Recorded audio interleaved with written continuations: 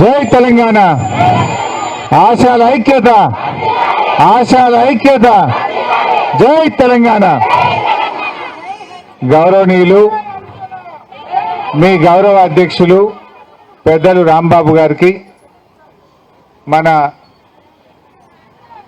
శాసనసభ్యులు గౌరవనీయులు ముఠా గోపాల్ గారికి, గౌరవనీయులు నగేష్ భాయ్ గారు, జయసింహ గారు, దేవేందర్ రెడ్డి గారు, ఇంతియాజ్ గారు, శ్రీధర్ గారు, వెంకటేశ్వర రెడ్డి గారు, ముఖ్యంగా మీ అధ్యక్షురాలు గౌరవనీయులు సంతోష గారు, ప్రధాన కార్యదర్శి మంజుల గారు, అదేవిధంగా మారయ్య గారు, నారాయణ గారు, నగేష్ గారు, శివశంకర్ గారు, అన్ని జిల్లాల అధ్యక్షురాళ్ళు, కార్యదర్శులు, వివిధ జిల్లాల నుంచి వచ్చినటువంటి మా ఆశా ముఖ్య కార్యకర్తలకు, మీడియా మిత్రులకు అందరికీ పేరు పేరున నమస్కారం తెలియజేస్తా ఉన్నాను.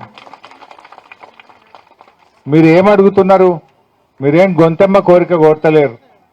ఆనాడు కాంగ్రెస్ పార్టీ మేనిఫెస్టోలో మమ్మల్ని గెలిపించండి, మీకు ఫిక్స్డ్ వేతనం ఇస్తాం, మీకు 18,000 రూపాయల వేతనం ఇస్తామని చెప్పి మాట ఇచ్చింది. నమ్మి కాంగ్రెస్ పార్టీకి ఓటేసి గెలిపించారు. మరి మీరు ఏమడుగుతుండ్రు? ఏ మాట అయితే ఇచ్చిండ్రో ఆ మాట నెరవేర్చయ్యా రేవంత్ రెడ్డి అంటున్నాం. అంతకుమించి ఏమైనా అడుగుతున్నారా? గొంతెమ్మ కోరికలు కోరతలేరు, కొత్త ముచ్చట అసలే అడుగుతలేరు. ఇచ్చిన మాట నెరవేర్చుమని మీరు అడుగుతా ఉన్నారు. పోయినసారి మీరు కోటిలో మన డైరెక్టరేట్ దగ్గరికి వస్తే పోలీసులతో కొట్టించారు. ఆశా వర్కర్లను ఏ రకంగా కొట్టిండ్రో వీడియోలు రాష్ట్రం అంతా కూడా చూసింది. సరే, టైం ఇవ్వమని మంత్రి గారు అడిగినరు, టైం ఇచ్చారు. టైం ఇచ్చి ఇలా ఇంకొక ఏడాది చూసి 2 ఏళ్ళు అయింది, అయ్యేపాయ, సగం పీరియడ్ అయ్యేపాయ. మరి ఇంకెప్పుడు పెంచుతావు? సగం పీరియడ్ అయిపోయింది కదా. ఇచ్చిన మాట ప్రకారంగా 18,000 ఫిక్స్డ్ వేతనం ఇవ్వమని ఇవాళ ఆశ. మంచి మాట కొద్ది ఇస్తావా? మరి ఆశాలందరినీ పెద్ద ఎత్తున ఉద్యమానికి వెళ్ళమంటవా అని ఇలా ముఖ్యమంత్రి రేవంత్ రెడ్డి నేను అడుగుతా ఉన్నా. రేవంత్ రెడ్డి కథ ఎట్లున్నదంటే, ఏమన్నా అడిగితే పైసలు లేవు అంటాడు. పైసలు లేవా? ఎందుకు లేవు పైసలు? కమిషన్లు వచ్చే దగ్గర మాత్రం పైసలు ఉన్నాయి. మీకు ఐడియా కోసం చెప్తున్నా, HMWS Hyderabad metro water works అని ఉంటుంది. దానికి మల్లన్న సాగర్, కాళేశ్వరం ప్రాజెక్టులోని మల్లన్న సాగర్ నుంచి హైదరాబాద్కు నీళ్లు తెచ్చి మూసీని ఉద్ధరిస్తా, ఆ గోదావరి నీళ్లను కాళేశ్వరం ప్రాజెక్టు ద్వారా కట్టిన మల్లన్న సాగర్లో ఉన్న గోదావరి నీళ్లను తెచ్చి మూసీ మోరిలో పోస్తా, నీళ్లు శుద్ధమైతే అంటుండు. దానికి ఎంత ఖర్చు పెడుతుండు? 6,000 కోట్లు. మూసీ నీళ్లను మురికి నీళ్ళలో మంచినీళ్ళు పోసేందుకు 6,000 కోట్లు ఖర్చు పెడతా అంటుండు. దానికి మాత్రం పైసలు ఉన్నాయి, ఎందుకంటే ఆడ కమిషన్లు వస్తాయి. అదే HMWSలో STPలు 4,000 కోట్ల రూపాయలతో STPలు పెట్టుండు. కమిషన్లు, కాంట్రాక్టులు కనుక దానికి పైసలు ఉన్నాయి. HMDAలో 10,000 కోట్లతో టెండర్లు పిలిచినాడు. GHMCలో 6,000 కోట్లతో టెండర్లు పిలిచాడు. ఇరిగేషన్ శాఖలో 10,000 కోట్ల రూపాయలతో టెండర్ పిలిచాడు. ఫ్యూచర్ సిటీలో 6 లైన్ల రహదారి, ఆడ ఇల్లే లేదు, ఈయన భూములు ఉన్నాయి అంతే. ఆడ ఇల్లు లేదు, ఊరు లేదు. రేవంత్ రెడ్డి చుట్టాలే, వాళ్ళ బామ్మర్దులే, ఆయన భూములుంటే ఆ భూముల కాడికి 6,000 కోట్ల రూపాయలు ఖర్చు పెట్టి 6 లైన్ రోడ్ వేస్తుండు. దానికి మాత్రం పైసలు ఉన్నాయి. మా చిన్న ఉద్యోగులు, మా చిరు ఉద్యోగులు 18,000 జీతం చెప్పిన మాట చేయమంటే నన్ను గోసుక తింటారా? పైసలు లేవంటాడు. మరి నేను అడుగుతున్నా, నీకు ఏడికేలు వచ్చినాయి 50,000 కోట్లు? నీ ఫ్యూచర్ సిటీకి, నీ భూముల కాడికి 6 లైన్ రోడ్లు వేస్తావు. GHMCలో 10,000 కోట్లతో టెండర్లు పిలుస్తావు. ఇరిగేషన్లో 10,000 కోట్లతో టెండర్లు పిలుస్తావు. HMDAలో 10,000 కోట్లతో టెండర్లు పిలుస్తావు. GHMCలో 6,000 కోట్లతో టెండర్లు పిలుస్తావు. ఇట్లా చెప్పుకుంటూ పోతే వేల కోట్ల రూపాయలు, దాదాపు 50-60 వేల కోట్ల రూపాయలతో టెండర్లు పిలిచిండు. మరి పైసలు లేకపోతే 50-60 వేల కోట్లతో టెండర్లు ఆడికెళ్ళి పిలిచినావు రేవంత్ రెడ్డి. వాటికి మాత్రం పైసలు ఉన్నాయి. మా ఆశాలో, మా అంగన్వాడీలో, మా మధ్యాహ్న భోజన కార్మికులు, పేదవాళ్ళని అడిగితే పైసలు లేవని మాట్లాడతావా? నీకు మనసు లేదు, నువ్వు మాట తప్పినవు, నీకు నిజాయితీ లేదు, అందుకే ఇవాళ తప్పించుకోవడానికి మా ఉద్యోగులు డిఏలు అడిగినా, మా ఉద్యోగులు జీపీఎఫ్ గురించి అడిగినా, ఓల్డ్ పెన్షన్ స్కీమ్ గురించి అడిగినా, ఆశాలు అడిగినా, అంగన్వాడీలు మాట్లాడినా, మధ్యాహ్న భోజన కార్మికులు అడిగినా డబ్బులు లేవు అని చెప్తా ఉన్నావు. ఇవాళ స్కూళ్ళు, ఇంటర్నేషనల్ స్కూళ్ళు పెడతా అన్నావు. ఒక్కొక్క స్కూలుకు 200 కోట్లని 10,000 కోట్ల రూపాయలతో టెండర్లు పిలిచిండు అక్కడ. మరి పేద ప్రజల ఆరోగ్యం కోసం ఊర్లలో ఉండే పేదవాళ్ళు, రెక్కాడితే డొక్కాడని వాళ్ళకు కంటికి రెప్పలాగా కాపాడే మా ఆశాల మీద నీకెందుకు చిన్న చూపు అని అడుగుతా ఉన్నా. కరోనా వచ్చినప్పుడు మా ఆశాలు చేసిన సేవ ఎంత గొప్పది. కేసీఆర్ గారు మిమ్మల్ని ఎంత గొప్పగా ఆశా వర్కర్ల సేవల్ని ఆనాడు గుర్తు చేసిండో ఒక్కసారి గుర్తు తెచ్చుకోండి. కరోనాలో భారతదేశంలోనే తెలంగాణ ప్రభుత్వం ఆనాడు అద్భుతమైన సేవలు అందించి ప్రజల్ని కంటికి రెప్పలాగా కాపాడుకున్నది. అందులో అందరికంటే ముందు ప్రాణాల్ని కూడా లెక్కించగా మీ ప్రాణాలు కూడా కాపాడుకోవాలనే దానికంటే కూడా ప్రజల ప్రాణాలు కాపాడాలని మా ఆశా వర్కర్లు రాత్రింబవళ్ళు పనిచేసింది కదా. ఎంత కష్టపడ్డారు ఆ రోజు. మరి అటువంటి ఆశా వర్కర్లకు ఎందుకు ఈ మాట తప్పుతున్నావు అని నేను అడుగుతా ఉన్నా. ఏమడిగిండు మీరు? ఆనాడు 2,200 ఉంటే సరే 9,700 9,900 మనం చేసుకున్నాం, కొంత పెంచుకున్నాం. ఆనాడు కేసీఆర్ గారు గవర్నమెంట్ ఉద్యోగులకు పెంచితే దాంతో పాటు మీకు కూడా ఆ రోజు పెంచిండు. మరి రేవంత్ రెడ్డికి ఏమైంది అని నేను అడుగుతా ఉన్నా. రేవంత్ రెడ్డి ఏమన్నావే నువ్వు ఆ రోజు? సంపద పెంచుడు తెలుసు, పంచుడు తెలుసు అన్నావు. ఇప్పుడు పంచుతలేవు, దంచుతున్నావు. సంపద పెంచినావు నువ్వు, నీ కుటుంబ సభ్యులు దంచుకుంటున్నారు. పంచుడు లేదు, అంతా దంచుడే. ఏమైంది మా ఆశయాలు? 2 ఏళ్ళు అయినా ఇంకా నీకు సోయి లేదా? మా అంగన్వాడీలకు 18,000 ఫిక్స్డ్ వేతనం ఇస్తా అన్నావు. వాళ్ళ గురించి ఎందుకు మాట్లాడవు? మా ఆశయాల గురించి ఎందుకు మాట్లాడవు? నేను ఈరోజు అడుగుతా ఉన్నా. వెంటనే ఇలా మా వాళ్ళు కోరిన పెద్ద ముచ్చటేం లేదు.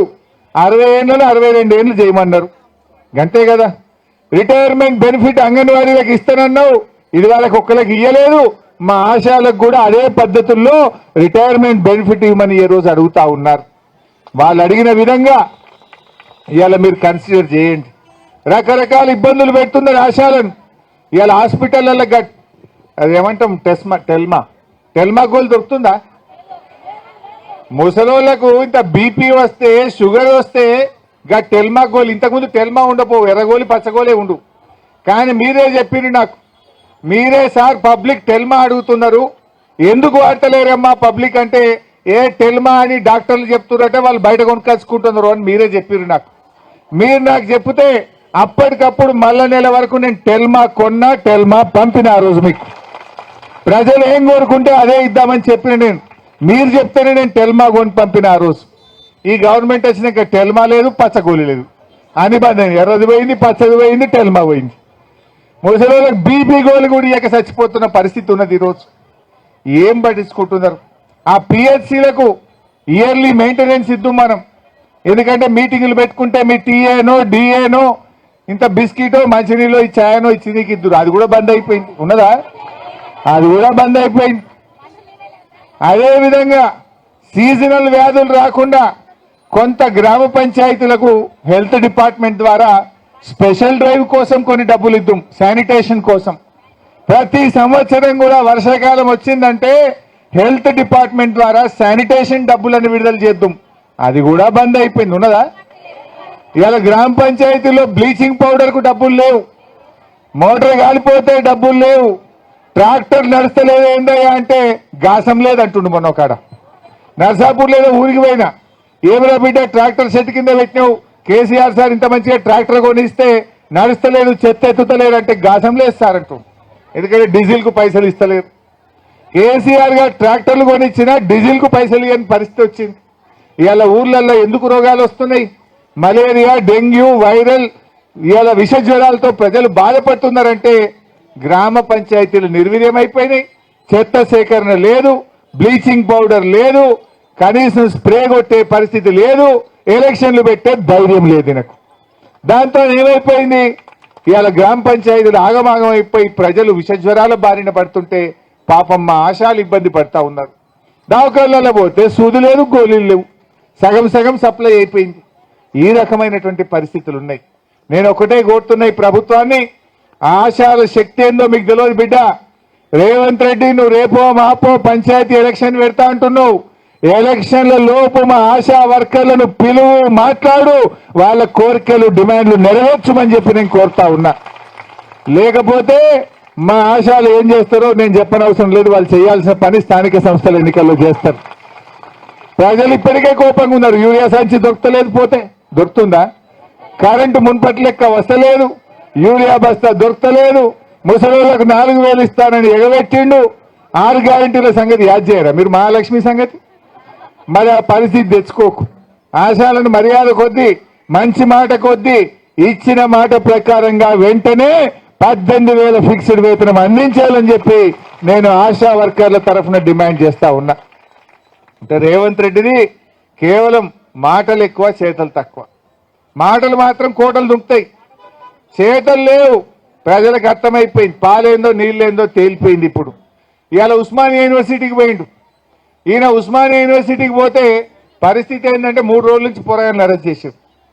రేవంత్ రెడ్డి వస్తాడని 3 రోజుల నుంచి ఉస్మానియా యూనివర్సిటీలో పిల్లలందరినీ అరెస్ట్ చేసి పోలీస్ స్టేషన్లో పెడతా ఉన్నారు. మొత్తం ఇనుప కంచెలు పెట్టిండ్రు, గజంకొక్క పోలీసుని పెట్టిండ్రు. ఇక దానికి ఈయన పోతాడట. నీ గొప్పతనం ఏంది నాయన?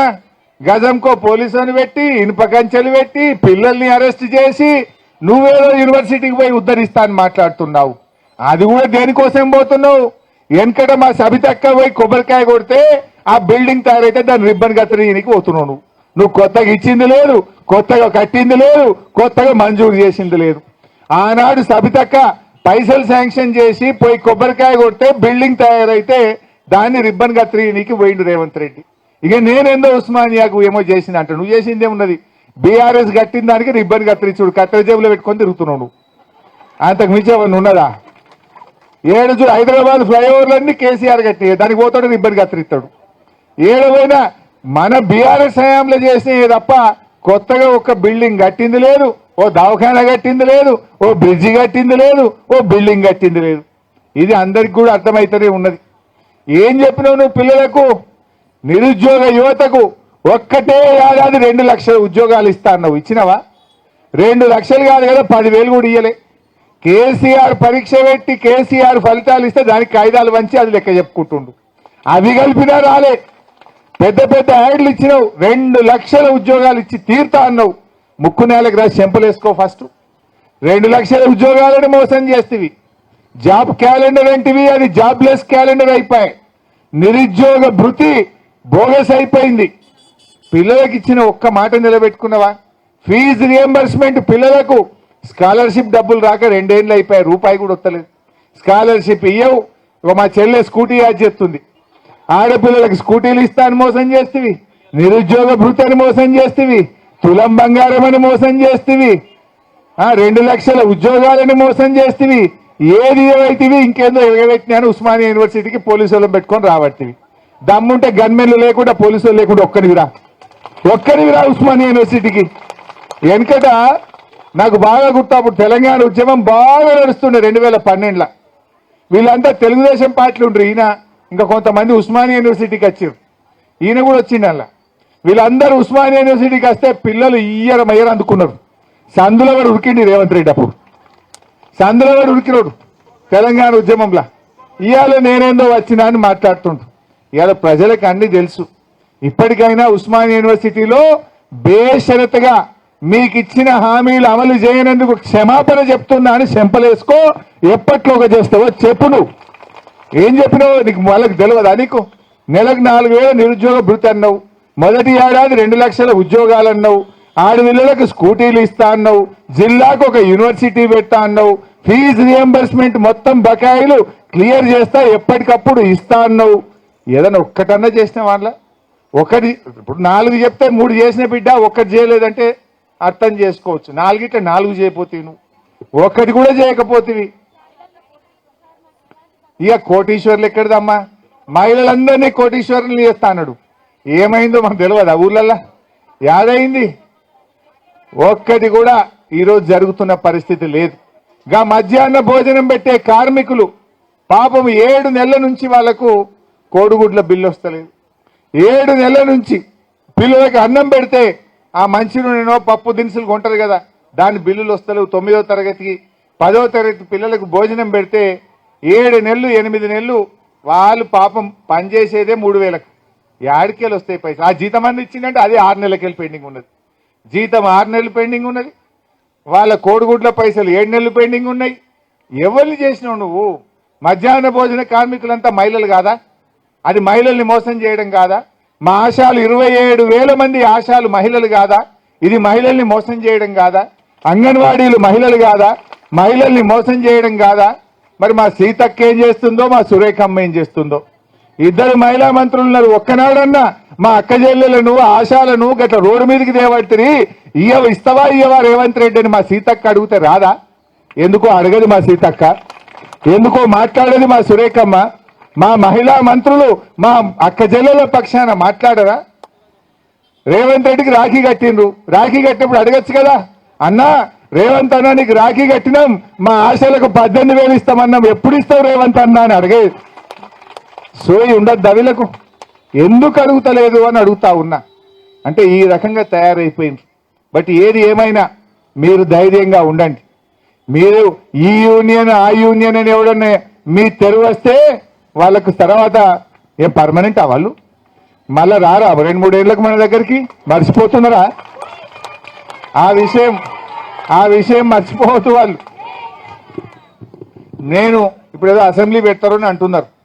తప్పకుండా ఎప్పుడు అసెంబ్లీ పెట్టినా బీఆర్ఎస్ పార్టీ పక్షాన ఈ ముఖ్యమంత్రిని ఈ ప్రభుత్వాన్ని ఆశా వర్కర్ల సమస్యల మీద నిలదీస్తాం. అవసరమైతే అసెంబ్లీని స్తంభింపజేసైనా మీ సమస్యల పరిష్కారం కోసం మీకు అండగా బీఆర్ఎస్ పార్టీ ఉంటది, కేసీఆర్ గారు ఉంటారు అని చెప్పి నేను మీకు మనవి చేస్తా ఉన్నా. ఇదేం గవర్నమెంట్ జాబ్ అమ్మా? ఇది డబుల్ బెడ్రూమ్ ఇల్లు ఆపుతున్నారు.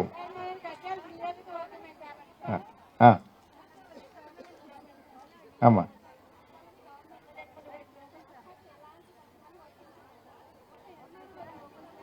మీకు గుర్తుందో లేదో, గతంలో మన ప్రభుత్వం ఉన్నప్పుడు తెల్ల రేషన్ కార్డులు కూడా ఆశాలకు ఆపొద్దు అని చెప్పి స్పష్టమైన ఆదేశాలు ఇచ్చాము. ఇప్పుడు కూడా ఈ ప్రభుత్వం కూడా మీకు ఇచ్చేది రెమ్యునరేషన్ మాత్రమే. రెమ్యునరేషన్ కనుక తప్పకుండా అన్ని ప్రభుత్వ సంక్షేమ కార్యక్రమాలు ఆశాలకు అందించాల్సిందే మేము ప్రభుత్వం మీద కూడా డిమాండ్ చేస్తాం. లేదు ఈ 18,000 మరి పెంచు 18,000 ఇచ్చిన మాట ప్రకారంగా అది చేయవు. పైగా మళ్ళా పనులన్నీ చేపిస్తున్నారు. ఈ సర్వే చేయి, ఆ సర్వే చేయి, డాక్టర్లు చేసే పని, సూపర్వైజర్లు చేసే పని, అన్ని పనులు ఇవాళ ఆశాల మీద ఒత్తిడి పెంచుతా ఉన్నారు.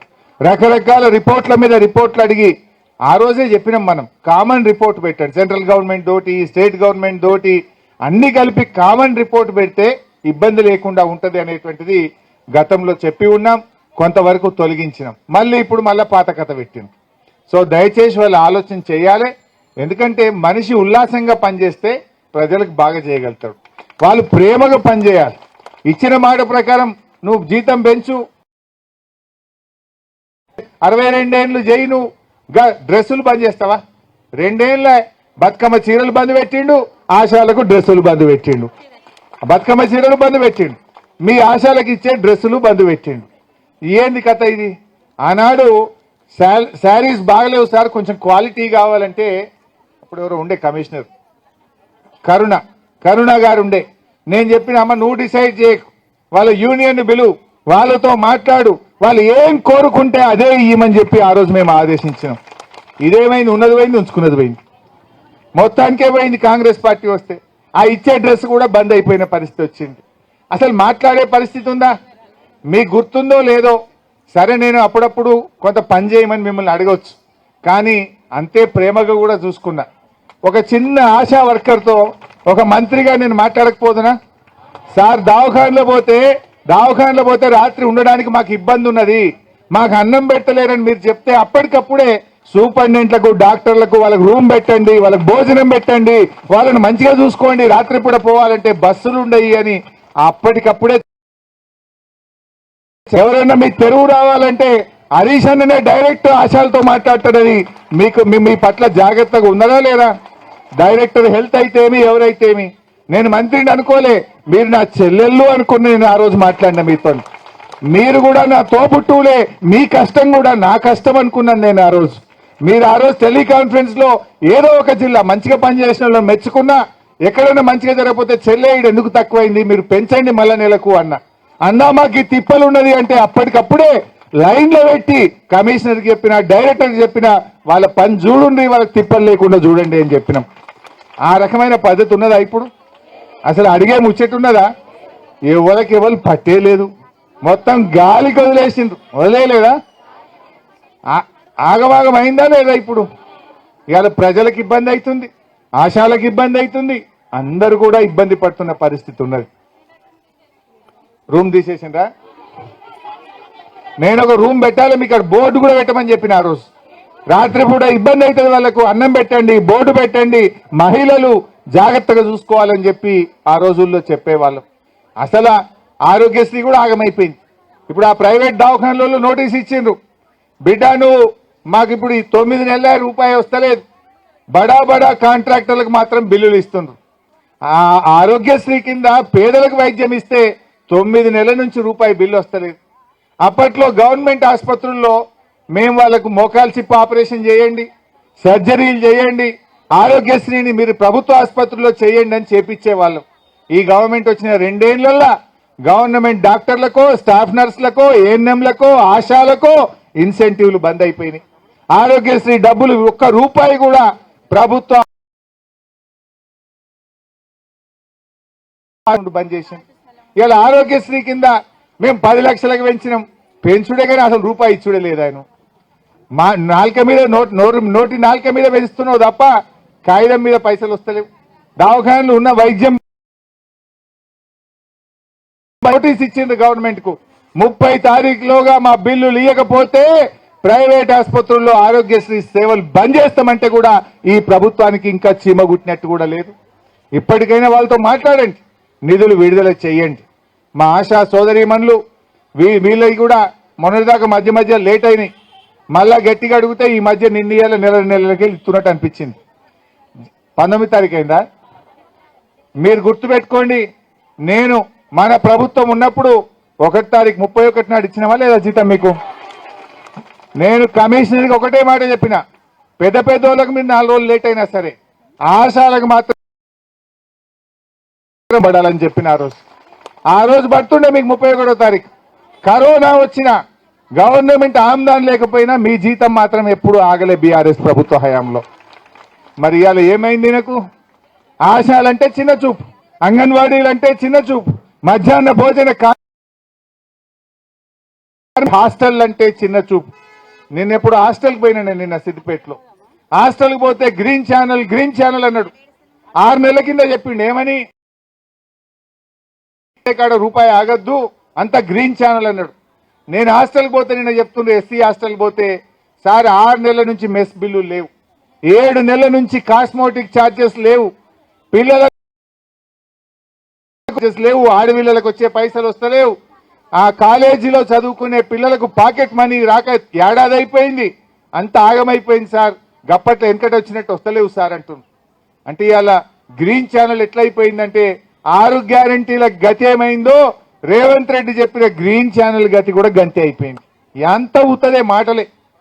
ఒక ముఖ్యమంత్రిగా మాట్లాడితే దానికి ఏమన్నా ఉండాలనా వద్దా? నమ్మకం ఉంటుంది, ఒక భరోసా ఉంటుంది. నువ్వు ముఖ్యమంత్రి, అపోజిషన్